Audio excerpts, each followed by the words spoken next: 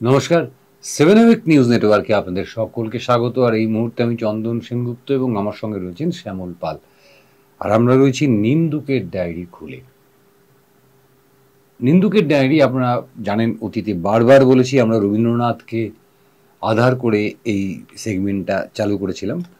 অর্থাৎ রবীন্দ্রনাথের যে নিন্দুক চরিত্র, সেই নিন্দুক চরিত্র থাকে ঝোপের আড়ালে। যা কিছু ভুল, যা কিছু নিন্দনীয়, সে ঝোপের আড়াল থেকেই রাজাকে মনে করিয়ে দিতে চায়। যেমনটা সে বলেছিল যে, মহারাজ পাখিটিকে দেখিয়াছেন কি? অর্থাৎ যে পাখিটিকে নিয়ে এত বড় একটা কাণ্ড, সেই পাখিটা বেঁচে আছে না মরে গেছে তার খবর কিন্তু কেউ রাখে না। আমাদের রাজ্য রাজনীতিতে এখন যাদের ঘিরে এই রাজ্য রাজনীতি আবর্তিত হওয়া উচিত বা হওয়ার কথা, সাধারণ মানুষ, আমাদের মনে হয় যে তাদের খবর কেউ রাখে না।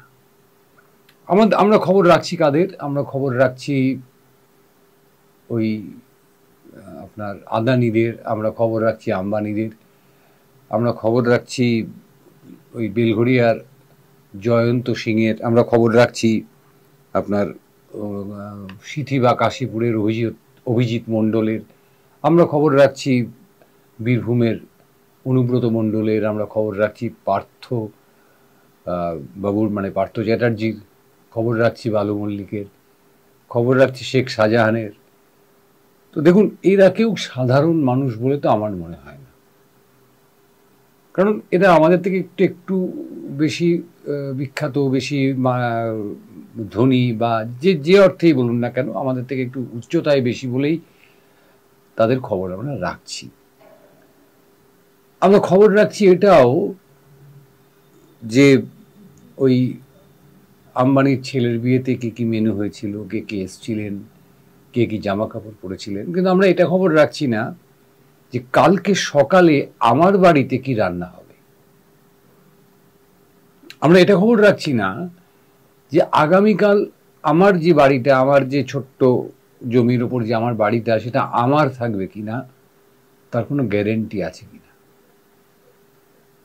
কারণ যে পরিবেশ পরিস্থিতির সৃষ্টি হয়েছে বাংলা জুড়ে আজকে, সেটা কিন্তু আমাদের এই চিন্তাগুলোর থেকে দূরে রাখতে একেবারে উঠে পড়ে লেগেছে সবাই মিলে, যাতে আমরা এই চিন্তাটা না করি। যেমন ধরুন বেলঘড়িয়া কাণ্ড, আড়িয়াদহ কাণ্ড। আড়িয়াদহ অত্যন্ত প্রাচীন একটি জনপদ।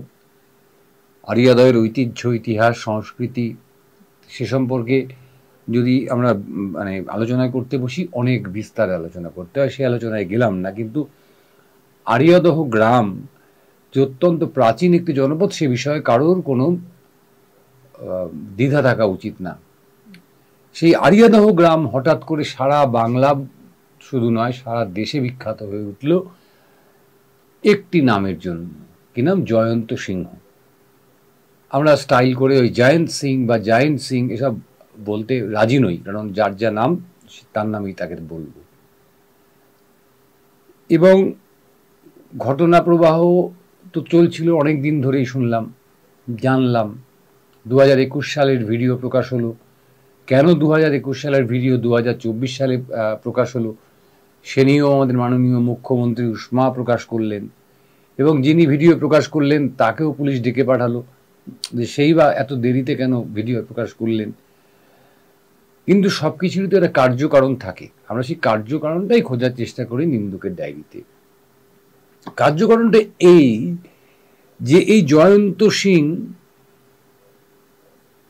কিন্তু ভুঁইপোড়ের মতন মঙ্গল গ্রহের থেকে এসে হাজির হয়ে যায়নি। হঠাৎ করে মঙ্গল গ্রহ থেকে টপ করে আড়িয়াদহে নামলো, তারপরেই সে এরকম মানে উৎপাত শুরু করলো, তারপরে সে একদম নেতা মন্ত্রী সবার ঘনিষ্ঠ হয়ে পড়ল। না, এটা তো হতে পারে না। ধীরে ধীরে ধীরে ধীরে আমরা খোঁজ নিয়ে দেখেছি, এই জয়ন্ত সিংরা আড়িয়াদহের দীর্ঘদিনের বাসিন্দা। এরা মূলত গোয়ালা, অর্থাৎ গরুর পোষা, দুধ বিক্রি করা, এটাই তাদের পেশা ছিল। ধীরে ধীরে জয়ন্ত সিং আজকে জায়ান্ট বা জয়ন্ত ইত্যাদিতে পরিণত হয়েছে। কিভাবে হলো? এখন এটা কিভাবে হলো সেটা আপনারা সবাই জানেন, কিন্তু কেউ মুখে বলেন না, আমি মুখে বলছি। সেটাই হচ্ছে তফাৎ, যে আমাদের রাজনীতিতে এখন সবচাইতে বড় যে বিষয় সেটা হলো যেন তেন প্রকারেণ ভোটে জেতা। ভোটে আমাকে জিততেই হবে। ধরুন আমার রাজ্যে এই মুহূর্তে 294টি বিধানসভা আসন রয়েছে। 2021 সালে সর্বশেষ নির্বাচনের যে ফলাফল ছিল তার থেকে এই মুহূর্তের ফলাফলে আকাশ পাতাল তফাৎ হয়ে গেছে। অর্থাৎ 2021 সালে তৃণমূল কংগ্রেস যত আসনের অধিকারী ছিল তার থেকে অন্ততপক্ষে 10টি আসন তৃণমূল কংগ্রেসের পক্ষে বেড়ে গেছে। উল্টো দিকে বিরোধীদের আসন কমে গেছে সমসংখ্যক। এই মুহূর্তে তৃণমূল কংগ্রেস এবং তার যে সঙ্গী সাথী রয়েছে, তৃণমূল কংগ্রেসের 2-1 আছে সঙ্গী সাথী, তারা মিলে হচ্ছে 221টি আসনে তৃণমূল কংগ্রেস, মানে 294 এর মধ্যে 221টি আসনই তৃণমূল কংগ্রেসের, 66টি যেখানে 77টি ছিল, 63টি বিজেপির, একটি মাত্র আসন আছে বিরোধীতে, সেটা হচ্ছে আইএসএফ এর। আর হিসেব মিলল না, 6টি আসন এখন খালি রয়েছে, এখনো খালি রয়েছে 6টি আসন। তার উপনির্বাচন হবে এবং ধরেই নেওয়া যায় সেগুলো তৃণমূল কংগ্রেসের কপালে চলে যাবে, ভাগ্যে চলে যাবে। সুতরাং একটা জায়গা তৈরি হচ্ছে যে তৃণমূল কংগ্রেসের জয়ন্ত সিং হতে পারে, তৃণমূল কংগ্রেসের অমুক হতে পারে, তৃণমূল কংগ্রেসের তমুক হতে পারে, কিন্তু ভোটটা গিয়ে আলটিমেটলি তৃণমূল কংগ্রেস পাচ্ছে। এর চাইতে বাস্তব আর কিছু হতে পারে না। আমরা তো বলতে পারবো না যে লোকসভা নির্বাচনে তৃণমূল কংগ্রেস ভোট লুট করে জিতেছে পঞ্চায়েতের মতন বা আপনার পৌরসভার মতন, না, কিন্তু মানুষ তৃণমূল কংগ্রেসকে ভোট দিয়েছে। এই মান্যতাটা মাথায় নিয়েই কিন্তু আমরা এই আলোচনাটা এগোবো। তা সত্ত্বেও তৃণমূল কংগ্রেসের কেন প্রয়োজন হয় এই জয়ন্ত সিংদের? প্রয়োজন হয় এই কারণে যে এই ঘটনাটা আমরা কিন্তু মানে ধরুন 2003 সালের একটা ঘটনাকে ভুলে না গিয়েই বলছি আপনাদেরকে, যে 2003 সালে তৎকালীন বামফ্রন্ট সরকার এবং সিপিআইএম এর একটা সরকার, বামফ্রন্ট সরকার, সিপিআইএম যার বড় দল, সিপিআইএম এর রাজ্য সম্পাদক ছিলেন অনিল বিশ্বাস। তিনি প্রত্যেক পার্টি সদস্যকে একটি চিঠি পাঠিয়েছিলেন, যেটি 3 নম্বর চিঠি বলে বিখ্যাত হয়ে রয়েছে। সেখানে কি উল্লেখ ছিল? পরিষ্কার করে উল্লেখ ছিল যে প্রমোটারদের সঙ্গে সম্পর্ক থাকলে সিপিআইএম পার্টিটা করা যাবে না। এখন প্রমোটারদের সঙ্গে সম্পর্ক থাকলে সিপিআইএমটা করা যাবে না, 3 থেকে 11, সিপিএম পার্টি শূন্য হয়ে গেল। অর্থাৎ পৃথিবীতে এখন দেখা যাচ্ছে যে সবচাইতে বড় শিল্প কি? আমি কোনো গল্প কথা বলছি না, স্বীকৃতভাবে সবচেয়ে বড় শিল্প হচ্ছে নির্মাণ শিল্প। আর প্রমোটারই কোনো বেআইনি ব্যবসা নয়। তাহলে এই প্রমোটারদের সঙ্গে সম্পর্ক থাকলে আপনি খারাপ হয়ে যাবেন, সিপিএম পার্টি করা যাবে না, এই কথাটা অনিলবাবু কেন বলেছিলেন? আমরা প্রদীপ কুন্দলিয়াকে কিন্তু ভুলিনি।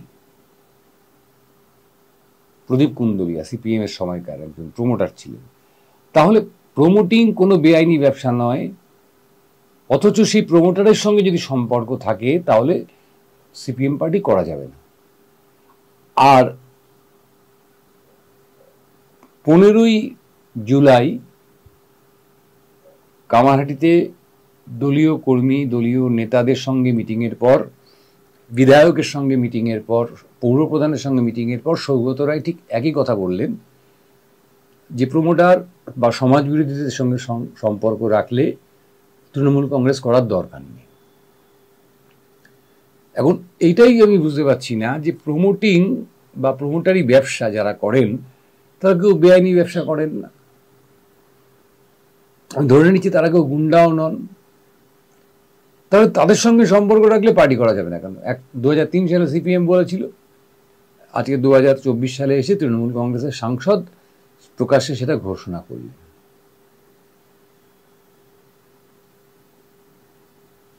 আবার এটাও ঠিক যে 2003 সালে প্রমোটিং এর যে রমরমা আর 2024 এসে প্রমোটিং এর যে রমরমা, দুটো সম্পূর্ণ আলাদা। সে সময় একটি দুটি ক্ষেত্রে কলকাতা শহরের উপর, কলকাতার মধ্যে প্রমোটিংয়ের ব্যবসা সীমাবদ্ধ ছিল। আর আজকে আলিপুর থেকে আলিপুরদুয়ার আর দার্জিলিং থেকে আপনার দমদম, সর্বত্র প্রমোটারদেরই রমরমা। উদ্বাস্তু আন্দোলন শেষ, নতুন করে আবার এক শ্রেণীর উদ্বাস্তুর উদ্ভব হচ্ছে। কলোনিগুলো, উদ্বাস্তু কলোনিগুলো পরিণত হচ্ছে ফ্ল্যাটের জঙ্গলে। এটা আপনার আমার চোখের সামনে ঘটছে। সবাই যে স্বইচ্ছায় প্রমোটিং করতে দিয়ে দিচ্ছেন তাদের জমি, এমনটা নয়, কেউ বাধ্য হচ্ছেন, সমস্ত কিছু আছে। কিন্তু যে ব্যবসাটা বেআইনি নয়, সেই ব্যবসায়ীর সঙ্গে সম্পর্ক রাখলে পরে সিপিএম করা যাবে না, সেই ব্যবসায়ীর সঙ্গে সম্পর্ক রাখলে তৃণমূল করা যাবে না, এমন নিদান কেন? আমি হলফ করে বলতে পারি যে এই মুহূর্তে তৃণমূল কংগ্রেস যেহেতু রাজ্যের শাসক দল, সেই শাসক দলের সারা রাজ্যে এমন বহু কাউন্সিলর আছেন যারা সরাসরি নিজেদের নামে, এমন নেতা আছেন যারা নিজেদের নামে প্রমোটিং ব্যবসার সঙ্গে যুক্ত। তো সৌগতবাবুর কাছে আমার একটা প্রশ্ন থাকলো যে সৌগতবাবু কি তাদেরকে বাজবেন? আমি সারা রাজ্য বাদ দিলাম, আমার শুধু যদি ব্যারাকপুর শিল্পাঞ্চলটাকে ধরা হয়, ব্যারাকপুর শিল্পাঞ্চলেও পৌরসভার কমতি নেই, বড়নগর থেকে কাঁচরাপাড়া, এই পৌরসভাগুলোর মধ্যে যদি আপনি খোঁজেন, বহু কাউন্সিলরকে পাবেন আপনার দলের, যারা সরাসরি নিজেদের নামে হোক বা পারিবারিক নামে হোক, পরিবারের অন্য কারো নামে হোক, এই প্রমোটিং ব্যবসার সঙ্গে যুক্ত। আপনি কি তাদেরকে দল থেকে বাদ দেওয়ার সাহস পাবেন? এটা কিন্তু সৌগতবাবুর কাছে একজন সাংবাদিক হিসেবে আমার বিনীত প্রশ্ন। আবার দলের কাউন্সিলর নন, কিন্তু পদাধিকারী, বড় প্রমোটার, যে শব্দটা উনি ব্যবহার করেছেন, বহু মানুষকে ঠকিয়েছেন। সৌগতবাবু কি পারবেন তাকে দল থেকে বার করে দিতে? বাস্তবতা কি সেটা বলছে? তাহলে যে ব্যবসাটা বেআইনি নয়, যে ব্যবসাটা ব্যবসায়ীরা, সেই ব্যবসার সঙ্গে যুক্ত ব্যবসায়ীরা পৌরসভাকে কর দিয়ে, ইনকাম ট্যাক্স ভরে, বিভিন্ন রকম আইন কানুন মেনে করেন, তাদের সঙ্গে সম্পর্ক রাখা চলবে না কেন? আসলে আমার মনে হয় যে এই যে ব্যবসাটাকে অসাধু ব্যবসায় পরিণত করা, এর পিছনেও এই রাজনীতিই কাজ করেছে। অর্থাৎ আমি একটা বাড়ি, কি প্রমোটিংয়ের কাজটা কি? প্রমোটিংয়ের কাজটা হচ্ছে এই যে কারোর জমি, সেই জমিটা আমি নিলাম, নিয়ে সেখানে একটা বহুতল তৈরি করলাম, করে সেই বহুতল বিক্রি করলাম এবং কিছু লাভ আমি আমার ঘরে নিয়ে গেলাম। আমি কিছু চাল ডাল আটা দোকানে তুললাম, আমি একটা দোকান খুললাম, কিনলাম, বিক্রি করলাম, তার লাভটা আমার ঘরে নিয়ে গেলাম। তাহলে একজন মুদি ব্যবসায়ীর সঙ্গে একজন প্রমোটারের তফাৎটা কোথায় রইল? তফাৎটা ওইখানেই এসে যাচ্ছে যখন কারোর থেকে জোর করে জমি নিতে হবে। অর্থাৎ একটা মানুষ, সে জমিটা দিতে আগ্রহী নয়, কিন্তু তার জমিটা অত্যন্ত লোভনীয়। ধরুন বিটি রোডের উপর কোনো সাধারণ মধ্যবিত্তের একটা জমি রয়েছে, জমিটা অত্যন্ত লোভনীয়, কিন্তু সেই জমির মালিক জমিটা দিতে রাজি নয়, তাকে রাজি করাতে হবে। তখনই চলে আসছে মাসেল পাওয়ারের, অর্থাৎ পেশি শক্তির বিষয়টা। পেশি শক্তি কার কাছে থাকে? তার কাছেই থাকে যার কাছে শাসকের প্রশ্রয় থাকে। অর্থাৎ শাসকের প্রশ্রয় না পেলে কেউ পেশি শক্তিবান হয়ে উঠতে পারে না, মাসেলম্যান হয়ে উঠতে পারে না। সৌগতবাবু বলেছেন যে সমাজ বিরোধীদের সঙ্গে সম্পর্ক রাখা চলবে না, প্রমোটারদের সঙ্গে সম্পর্ক রাখা চলবে না, পার্টি চলবে তো। এই যে একটা এত বড় নির্বাচন গেল, আমি সমস্ত রাজনৈতিক দলের কথা বলছি, তাদের যে খরচ খরচা হয়েছে, এই খরচ খরচা কি তারা তাদের নিজেদের জ্ঞান থেকে দিয়েছিলেন প্রার্থীরা? সৌগত রায়, সুজন চক্রবর্তী, শিলভদ্র দত্ত, এরা কি নিজেদের পকেট থেকে নির্বাচনের খরচা বহন করেছিলেন? এত বড় বড় ফ্লেক্স, এত বড় বড় দেয়াল লেখা, এত বড় বড় মিছিল, এত লাখ লাখ পতাকা, কোটি কোটি টাকা খরচ, এইখানেই হলো গিয়ে মুশকিল। এই ভোটে জিততে গেলে, আমি বারবার করে বলছি, আমরা কিন্তু 2003 ভুলিনি, অনিল বিশ্বাস ভুলিনি, 3 নম্বর চিঠি ভুলিনি, প্রদীপ কুন্দুলিয়া ভুলিনি, সব কিছু মনে রেখেই বলছি যে এই যে নির্বাচনে জেতার যে মানে প্রবল ব্যাকুলতা, যে আমাকে জিততেই হবে, না জিতলে কি অসুবিধা ছিল, না জিততেই হবে, এই নির্বাচনে জেতার ক্ষমতায় থাকার যে প্রবল ব্যাকুলতা, সেই ব্যাকুলতার থেকেই যেমন প্রদীপ কুন্দলিয়ার জন্ম হয়েছিল, সেই ব্যাকুলতার থেকেই আজকে এই জয়ন্ত সিংয়ের মতন সমাজ বিরোধী, সৌগত রায় বলছেন, তাদের জন্ম হচ্ছে। সেই ব্যাকুলতার থেকেই অভিজিৎ মণ্ডল, ওই সিথিনা কাশীপুরের তৃণমূল নেতা, তার জন্ম হয়েছে। এরকম হাজার হাজার অভিজিৎ সিং, জয়ন্ত সিং, অভিজিৎ মণ্ডল সারা বাংলা জুড়ে পাওয়া যাবে। শেখ শাহজাহান পাওয়া যাবে, সারা বাংলা জুড়ে পাওয়া যাবে। এদের কোন কাজে লাগে পার্টির? এদের কোন কাজে লাগে বলুন? যতক্ষণ না এরা কোনো অন্যায় করে এমন কিছু করে ফেলে যে প্রকাশ্যে চলে আসে, মিডিয়া তাকে নিয়ে ব্যাকুল হয়ে ওঠে, আকুল হয়ে ওঠে, ততক্ষণ পর্যন্ত আমরা কেউ জানতে পারি না যে কে শাহজাহান, কে এই জয়ন্ত সিং, কে এই অভিজিৎ মণ্ডল। এরকম পাড়ায় পাড়ায় প্রচুর পাওয়া যাবে। এদের আশ্রয়, এদের প্রশ্রয় দিয়ে ভোট বৈতরণী পার হতে হয়। তারপরে যখন এরা মাত্রা ছাড়া হয়ে যায়, যখন এরা গলার কাটা হয়ে দাঁড়ায়, তখন বলতে হয় যে না, এই সমস্ত বিষয় নিয়ে কেউ বিবৃতি দেবেন না, যেটা আজকে সৌগত রায় বলেছেন।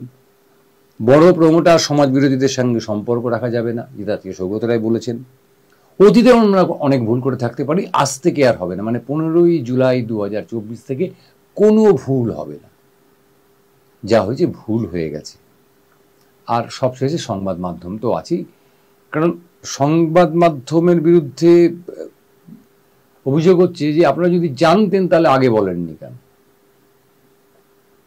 ঘটনাটা হচ্ছে যে ল অ্যান্ড অর্ডার কন্ট্রোল করা কি সংবাদ মাধ্যমের কাজ নাকি? কে কত বড় গুন্ডা হয়ে উঠছে সেটা আপনার নজরে আসবে না, আপনাদের নজরে আসবে না। আপনারা বিধায়ক, আপনারা সাংসদ, আপনারা কাউন্সিলর, আপনারা মন্ত্রী, সবই আপনাদের নজরে নেই যে অত বড় একটা বাড়ি হয়ে গেল, সেটা নাকি বেআইনি, আপনাদের নজরে নেই। সংবাদ মাধ্যম কোথার থেকে খুঁজে বার করবে? এরকম হাজার হাজার বাড়ি তৈরি হচ্ছে সারা পশ্চিমবঙ্গ জুড়ে। কোন বাড়িটা আইনি, কোন বাড়িটা বেআইনি, এটা তো নজর রাখার কথা পাড়ার কাউন্সিলরের। যদি কাউন্সিলর মনে করেন যে হ্যাঁ এটা বেআইনি হচ্ছে, তিনি জানাবেন পৌরসভাকে, পৌরসভা জানাবেন বিধায়ককে, বিধায়ক জানাবেন সাংসদকে। এটা এইভাবেই তো আসবে। সাংবাদিকরা তখনই সেখানে যাবে যেখানে ল অ্যান্ড অর্ডার ব্রেক হবে, যেখানে প্রমাণিত হবে এক ঘটনাটা অন্যথা হচ্ছে। সাংবাদিকরা কি পাহারাদার নাকি যে এই বাড়িটা হচ্ছে, চল দেখে আসি বাড়িটার দলিল টলিল আছে কিনা? সারা পশ্চিমবঙ্গে, সারা দেশে এত বাড়ি তৈরি হচ্ছে, প্রত্যেকটি বাড়ির হিসেব সাংবাদিকদের পক্ষে রাখা সম্ভব নাকি পুলিশের পক্ষে রাখা সম্ভব?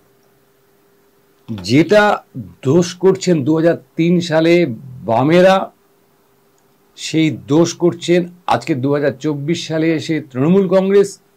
তার মাসুল গুনছেন সাধারণ মানুষ। আর কোপ গিয়ে পড়ছে কাদের উপর? কোপ গিয়ে পড়ছে সাংবাদিকদের উপর, যে আপনারা থাকতে এত বড় ঘটনা কি করে ঘটে, আপনারা কেন সামনে নিয়ে আসেননি?